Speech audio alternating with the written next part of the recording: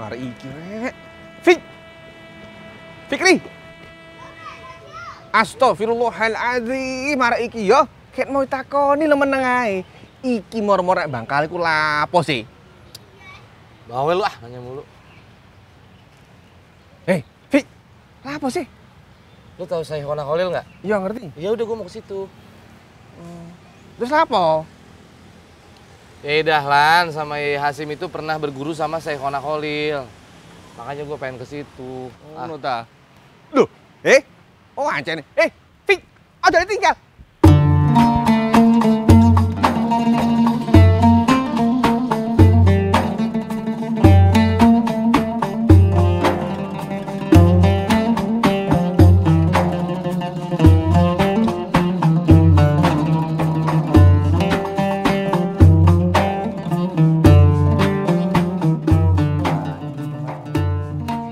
Assalamualaikum. Waalaikumsalam warahmatullahi wabarakatuh.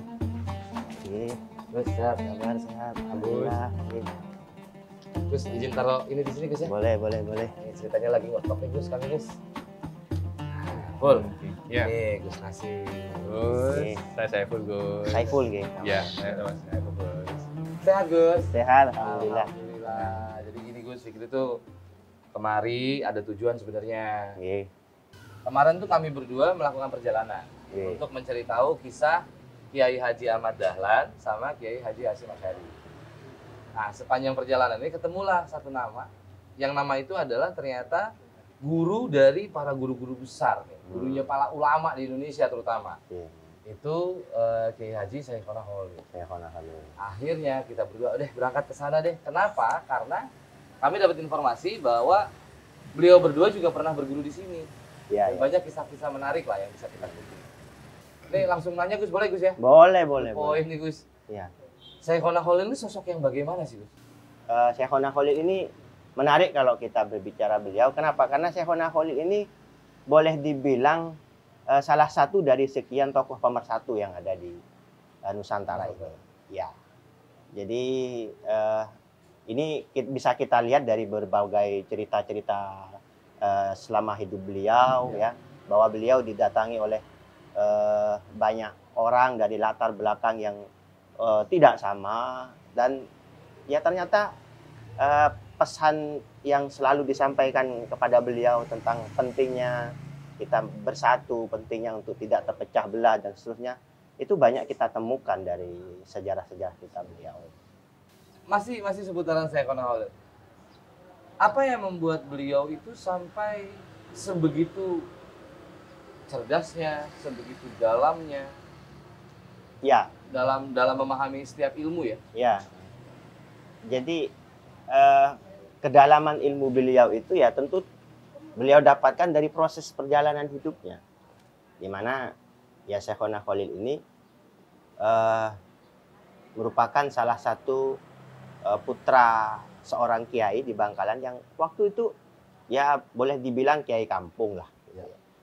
Dan beliau lahir kemudian menjalani proses perjalanan hidupnya dengan penimbaan ilmu dari ayahnya beliau sendiri, Kiai Abdul Latif, sampai kemudian beliau berproses mendalami ilmu dari berbagai disiplin ilmu dengan nyantri di beberapa pesantren-pesantren yang ada di Nusantara. Sampai akhirnya beliau juga beliau berangkat juga ke ke Hijaz, ke Makkahul Mukarramah. Beliau di sana juga belajar menimba ilmu, dan dari perjalanan beliau inilah mempertemukan banyak cerita tentang bagaimana murid-muridnya beliau, Kiai Hasyim Asy'ari, termasuk juga Kiai Ahmad Dahlan. Disitulah kemudian cerita-cerita itu lahir, yang kemudian membuat seorang Syekhona Khalil ini jadi seperti itu ya melalui proses yang cukup panjang.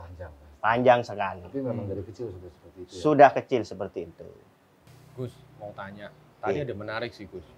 Kiai Haji Ahmad Dahlan dan Kiai Haji Hasyim Asy'ari adalah murid dari Syekhona Khalil. Kapan sih Gus tepatnya? Atau mungkin ada perbedaan tahun Kiai Haji Ahmad Dahlan dan Kiai Haji Hasyim Asy'ari menimba ilmu di Syekhona Khalil? Ya, jadi kedua beliau ini kalau mau dibilang masanya tidak terlalu jauh dari Syekhona Khalil, sehingga dari beberapa riwayat sejarah yang kami baca memang keduanya ini berguru kepada Syekhona Khalil bukan pada saat keduanya ini masih menjalani proses pencarian ilmunya dari awal, bukan dari nol, bukan, tetapi beliau sudah dalam posisi keduanya sudah menjadi orang yang alim, orang yang memiliki wawasan yang luas. Dan karena memang tradisi di Syekhona Khalil ini, ulama-ulama Nusantara itu untuk memparipurnakan ilmunya itu pasti diakhiri dengan menimba ilmu kepada Syekhona Khalil. Seolah-olah Syekhona Khalil ini adalah dianggap sebagai pentasheh. Jadi beliau yang ya kalau kalau dalam di sosial media zaman sekarang tuh yang ngasih centang birunya. Yang ngasih centang birunya. Yang ngasih gitu. centang birunya tuh Syekhona Khalil. Verifikasinya kepada yang ngasih Syekhona ijazah Khalil. gitu. Bukan Centang ya? biru Bukan. sosial media. Verifikasi. Verifikasi. Verifikasinya. Sah nih. Gitu. Ilmunya sah ini. Berarti Kiai Haji Ahmad Dahlan sama Kiai Hasyim Asy'ari itu kesini dalam posisi yang sudah matang pada Sudah saat matang pada saat itu. Makanya kan juga diceritakan bahwa Syekhona Khalil dengan Kiai Hasyim Asy'ari ini dia dibilang Syekhona Khalil gurunya, Ya. Kiai Hasyim juga gurunya. Nah, itu gimana Jadi, ceritanya tuh? Gus? Ceritanya begini. Jadi setelah Kiai Hasyim Asy'ari itu selesai menimba ilmu di sini, selang beberapa tahun Syekhona Khalil datang ke Jombang. Beliau menimba ilmu kepada Kiai Hasyim Asy'ari. Saya merinding ya. Jadi beliau berguru balik nih. Berguru balik kepada Kiai Hasyim Asy'ari. Karena begini, kalau berbicara keilmuan itu banyak sekali bidang keilmuan. Ya.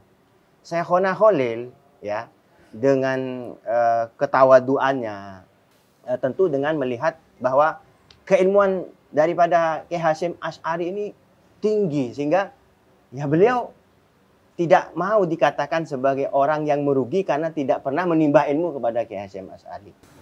Gini Gus, ini agak semakin dalam Gus. Syekhona Khalil kita tadi sudah panjang lebar. Nah, kemudian bagaimana dengan Yai Ahmad Dahlan? Yai Ahmad Dahlan. Karena yang saya tahu, beliau datang ke sini kan sudah dengan usia yang matang, dengan ilmu yang cukup matang. Ya. Dan jenjang usia antara tiga tokoh ini juga tidak terlalu jauh. Tidak terlalu jauh. Tidak terlalu jauh ya. Iya. Dan Ahmad Dahlan yang di tengah, di antara Yai Hasyim dan Asy'ari sama Syekhona Khalil. Syekhona Khalil. Ya. Itu kalau dari kisahnya Ahmad Dahlan sendiri bagaimana? Ya, masyhur memang Syekhona Khalil itu adalah guru dari Kiai Hasyim, juga guru dari Kiai Dahlan.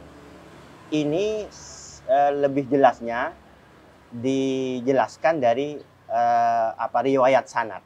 Riwayat sanad. Ya, jadi Kiai Hasyim, Kiai Zaini Dahlan ini kan juga mengarang kitab, ya kan? Di mana beliau juga menyebutkan di situ bahwa keilmuan beliau salah satunya kan juga diambil dari Syekhona Khalil. Kiai Hasyim pun juga seperti itu. Jadi kita berbicara tentang kemanuskripan. Jadi kedua tokoh besar ini memiliki karya-karya besar, memiliki karya tulis besar gitu kan. Dan dari situlah kemudian kita meyakini bahwa Syekhona Khalil dan Kiai Hasyim Asy'ari ini ya satu guru. Ahmad Dahlan dengan Kiai Ahmad Dahlan ya satu guru dengan kepada Syekhona Muhammad Khalil. Nah, Gus, dari mana? Apakah juga dari sini hasrat Yai Haji Ahmad Dahlan dan Yai Haji Hasyim Asy'ari dalam berjuang merebut kedaulatan sampai mempersiapkan kekuatan untuk mempertahankan kedaulatan Republik Indonesia dan Nusantara? Karena dua-duanya khas di situ sekali, perjuangannya, persatuannya. Gitu. Ini kan isu yang sedang kami gali itu karena ini ada perbedaan nih, gitu antara paham-paham di Muhammadiyah maupun rumput, NU ya, di bawah gitu ya. Ini agak-agak kok ngapain gitu? Karena begitu semakin dalam kita gali, ternyata bahkan beliau berdua memiliki sampai bertiga sekarang nih memiliki adab yang sangat menarik, saling menghargai, saling menghormati satu sama lain. Salah satunya didapatkan dari sini. Jadi kita melihat dari beberapa manuskrip peninggalan sejarah Syekhona Khalil. Jadi beliau dalam salah satu kitab yang beliau tulis, beliau menulis sebuah kalimat dulu kayak Wahab yang menggelorakan ini, hubbul waton minal iman, yang artinya cinta tanah air itu sebagian dari iman. Kalimat ini kayak Wahab itu dapatkan dari mana? Ya dari Syekhona Khalil sebagai gurunya. Kita melihat, membuktikan di situ ada kitab yang beliau tulis di pinggir kitabnya itu hubbul auton minal iman, pakai jamak, malah lebih luas lagi, bukan hanya berbicara Indonesia tetapi berbicara dunia. Ya kan? Hubbul, cinta tanah air gitu kan. Bukan hanya Indonesia, di dunia, di negara manapun kalau bangsanya itu mencintai, maka itu adalah bagian dari iman. Dan dari itulah kemudian lahir pemikiran-pemikiran kebangsaan, dan bahkan ya perebutan kemerdekaan di negeri ini ya juga dilatar belakangi oleh Syekhona Khalil. Bagaimana sejarah pondok pesantren ini juga menjadi tempat persembunyian para gerilyawan waktu itu. Jadi perannya cukup besar juga gitu ya. Ya, pemersatu bangsa ini.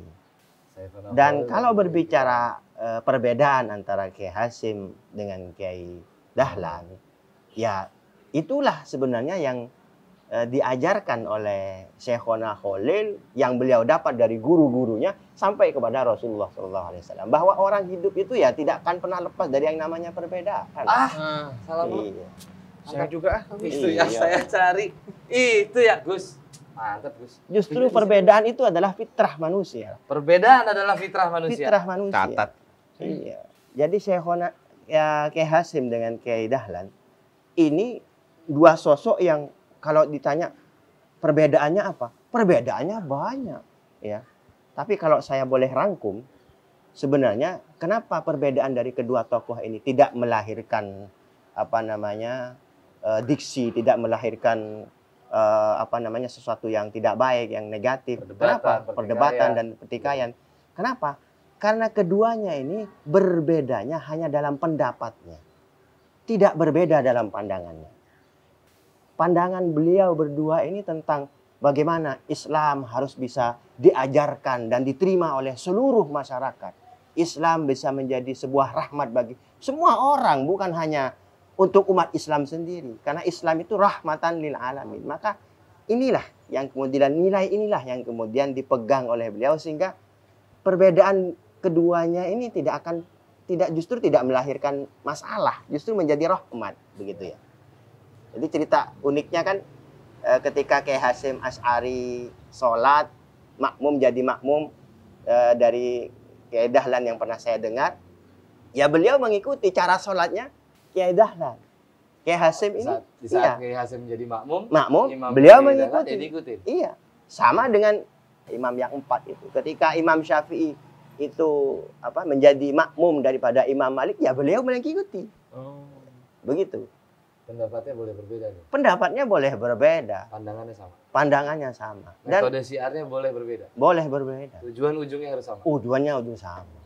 Gus, makasih banyak loh Gus. Sama-sama. Pengen banget ini bisa lama di sini nih. Ya udah, kamu Cuman yang ngantri banyak, bro. Ngantri banyak sebelah situ. Ya nanti lu dimarahin berani lu. Ya kan? Gus, apa kalau orang Madura tuh matur suwun tau Gus? Matur sekelangkung. Matur sekelangkung. Matur sekelangkung. Matur sekelangkung. Saya orang Jawa Barat, Bogor nih Gus. Oh iya. Matur sekelangkung. Matur nuwun. Udah temenin saya ke sini. Oke Gus, saya pamit. Langsung izin ke belakang Gus ya? Iya. Pengen lihat-lihat boleh ya? Amin. Assalamualaikum. Keren.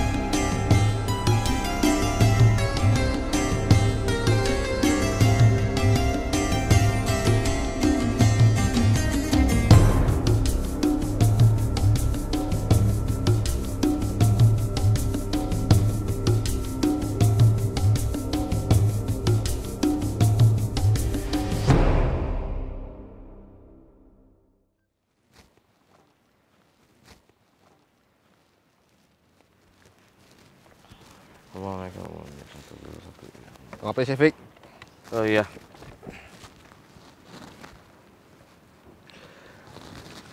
Fik.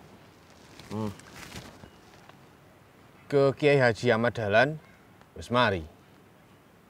Ke Kiai Haji Hasyim Asy'ari wis mari. Ke Sayyidina Khalil wis mari, Fik. Terus selanjutnya di mana, Fik? Semangat banget lu sekarang. Wah, aku mau ngebuk Fik. Bagus. Ada sebenarnya, Pul. Semarang. Jadi gue dapet informasi. Yai Dahlan sama Yai Hasyim itu pernah berguru di Semarang di pondok pesantrennya Kiai Haji Soleh Darat. Nah, itu waktunya bersamaan dan berbarengan tuh di situ.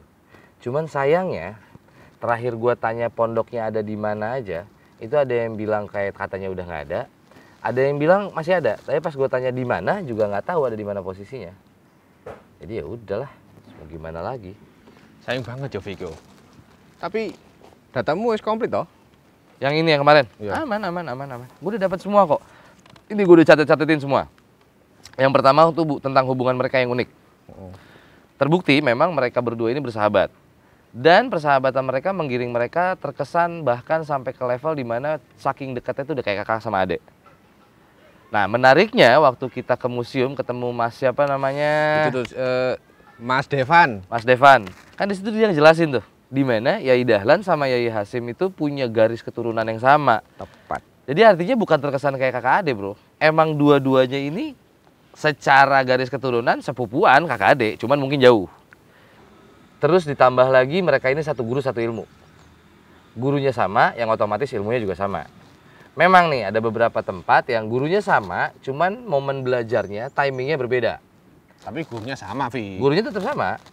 Jadi menurut gua aneh kalau kita masih memperdebatkan dan ngebeda-bedain tentang siapa yang lebih baik dan siapa yang lebih benar di antara mereka berdua. Toh tujuannya juga sama-sama ingin berjuang di negara ini, sama-sama ingin mendakwahkan Islam di negara ini. Cuman emang metodenya yang berbeda. Dan itu pun buat gue sebenarnya nggak ada permasalahan di antara metodenya Yai Dahlan sama Yai Hasyim. Karena metode ini terjadi karena kondisi di lapangan, di tempat mereka nanti akan berdakwah itu yang menentukan metode mereka sebenarnya. Bukan serta-merta kayak Yai Dahlan kepengennya akademisi karena dia yang mau gitu, bukan sih. Kalau gue pelajarin di sini karena memang masyarakatnya, targetnya harus dengan jalur-jalur itu. Oh, berarti ya memang tidak berbeda, hanya menyesuaikan. Menyesuaikan, tepat, persis. Seperti Yai Hasyim waktu di desa, karena nggak mungkin dong menerapkan pola yang sama seperti Yai Dahlan kan. Karena di desa nih, masalahnya apa sih yang gue pelajarin, yang dilihat banget sama beliau itu kan masyarakatnya lambungnya masih lapar, kemaslahatan ekonominya belum merata. Jadi akhirnya metode budaya yang dipakai, budaya bercocok tanam, budaya sosial di masyarakat desa, dan cerdas banget sih. Dengan jeli melihat targetnya siapa, kemudian cara apa yang dilakukan dan digunakan untuk mendapatkan targetnya. Itu nggak sembarangan, men. Butuh kecerdasan yang luar biasa. Goks kalau kata anak zaman sekarang. Goks to the max, ya nggak? Dan kayaknya mereka juga termasuk anak gaul di daerah itu, ya nggak sih? Ya juga, dari pakaiannya bagus-bagus loh, Fik. Dan di daerah itu udah cukup gaul harusnya. Iya kan? Terus kalau kayak zaman sekarang, sekolah di mana lu? Sekolah di luar negeri. Sama, mereka juga sekolah di luar negeri. Cuman angle kita aja menyamakan era mereka sama era kita. Di era itu udah cukup gaul. Mungkin sekarang norak. Sekarang yang gaul begini. Misalnya. Berarti kan ya, wis fik toh ya hasilnya, Fik, bahwa kita ini gak usah berdebat, gak usah pertentangan soal perbedaan iku. Ya nggak usah lah, buat apa? Kan udah jelas tadi bahwa yang seharusnya kita lakukan itu bukan berdebat mencari siapa yang paling baik, siapa yang paling benar. Tapi justru yang kita lupain adalah beliau berdua ini, baik Yai Dahlan ataupun Yai Hasyim, sangat butuh sekali kesadaran kita untuk meneladani mereka dan melanjutkan perjuangan. Iya dong. Iya. Berdebat ngabisin energi, men. Iya sih. Lah terus, kudu apa selanjutnya? Aksi nyatanya? Ya. Gampang. berhenti berbicara tentang perbedaan. Kita harus anti dengan masalah-masalah perbedaan. Kenapa? Karena kita harus memandang itu dari sisi terbalik. Ternyata kita harus sadar, terbukti di sini. Perbedaan dua orang besar ini mengajarkan kita bahwa ternyata perbedaan itu adalah sebuah kekayaan. Gara-gara beda, kita bisa saling memahami. Gara-gara beda, kita bisa saling mengisi. Gara-gara beda, kita bisa saling menghargai. Seperti yang dicontohkan sama Yai Dahlan, sama Yai Hasyim. Beliau pecah tim. Lu sama gue harus beda. Karena masyarakat Indonesia beda-beda. Ayo kita bagi-bagi. Lu ke sana, gue ke sini. Berarti seperti kita ini ya, Fik. Nah. Aku Cino, Gue Arab. kon Jawa. Stereotipnya nggak akur. Siapa bilang? Tapi dewe ki Bersahabat. apa sih? Karena apa? Karena melihat angle perbedaan yang sudah benar. Makanya, menurut gue sih, koreksi kalau salah. Namanya juga manusia, ya nggak? Tapi yang paling tepat buat anak muda zaman sekarang, sadarin betul, beda boleh. Fanatik jangan. Wis, sedap, kau keren nih gue. Sepakat? Gue, emang lu doang yang boleh keren. Ayo gue salut sama lu, perubahan lu banyak, men. Ya? Tapi di luar itu semua ya, gue yakin pasti akan ada ilmu yang luar biasa yang berhasil kita dapetin secara individu masing-masing. Dan kalau lu, gue berani tebak nih, semangat lu jadi ulama makin gede dong. Secara ilmu yang lu dapetin dari Yai Kikin, dari Bu Wiwit, kan banyak tuh. Gimana? Hasrat lu sebagai seorang calon ulama untuk berdakwah gimana ya? Kalau ulama sih nggak dulu deh, Fik. Kok gitu sih? Ya karena ilmuku masih cupet. Kalau pendakwah oke, Fik. Menarik. Karena aku sadar bahwa aku harus punya ilmu yang lebih banyak lagi, Fik. Biar aku bisa berguna bagi nusa dan bangsa, Fik. Goks. Si paling santai jadi si paling bijak nih. Hah? Bangga gue sama lu tapi. Keren. Apa? Lek kamu Kenapa? dapat apa? Gue dapat banyak. Banyak banget.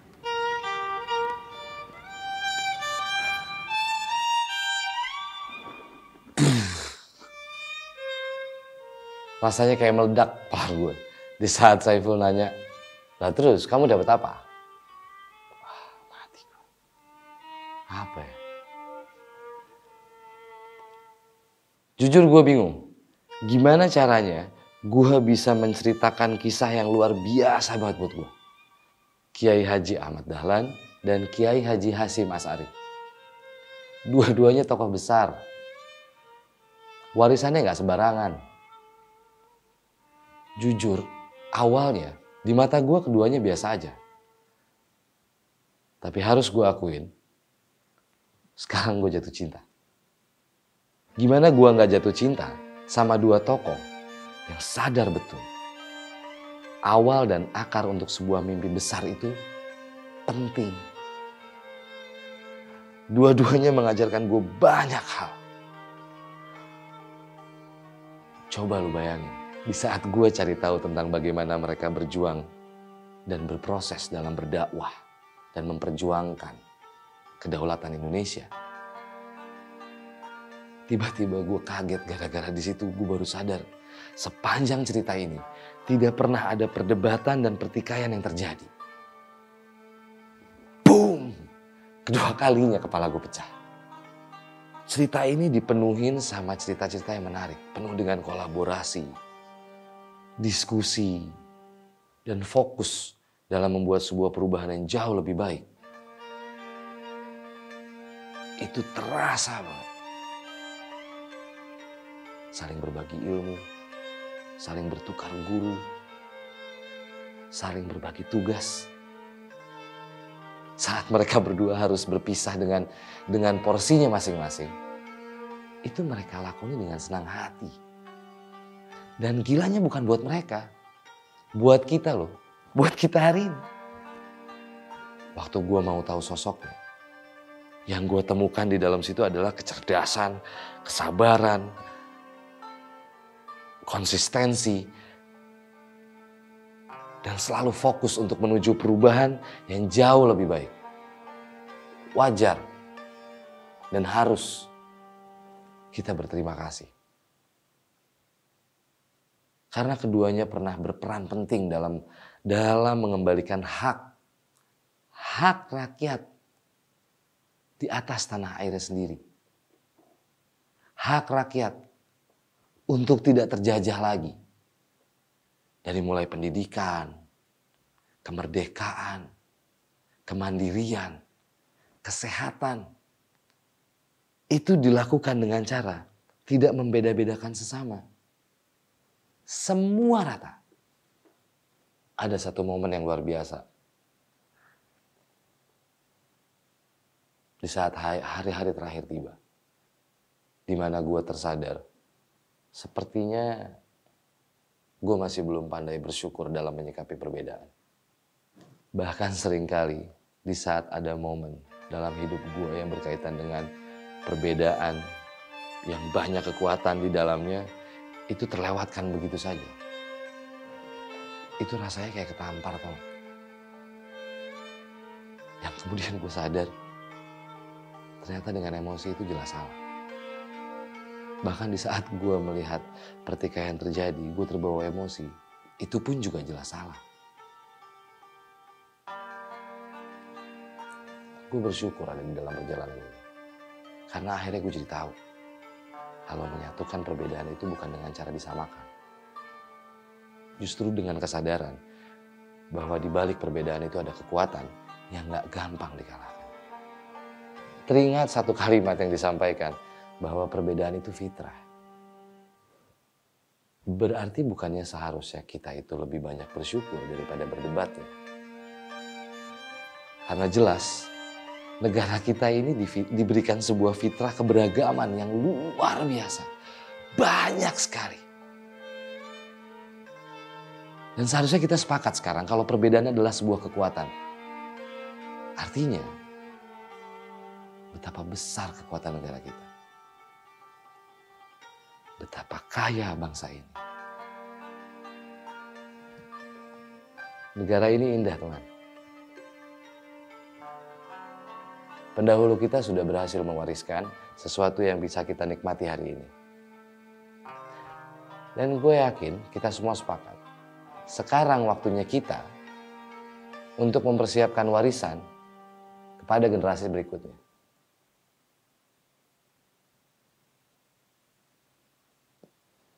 Paling tidak itu cara sederhana.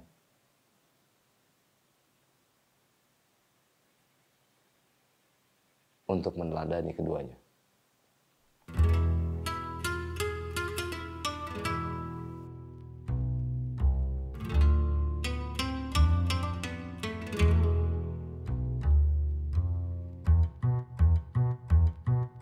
Pik, kamu tadi kan bilang beda boleh, fanatik jangan. Lek fanatik sama sarung boleh dong, Pik. Emangnya kenapa? Loh, kok zamannya mbahku, bapakku, aku, kabeh gawe sarung mangga sih. Sarung mangga? Yo, Sama gue juga. Gue pakai sarung mangga. Bangga gue. bangga. Bangga bersarung mangga gue.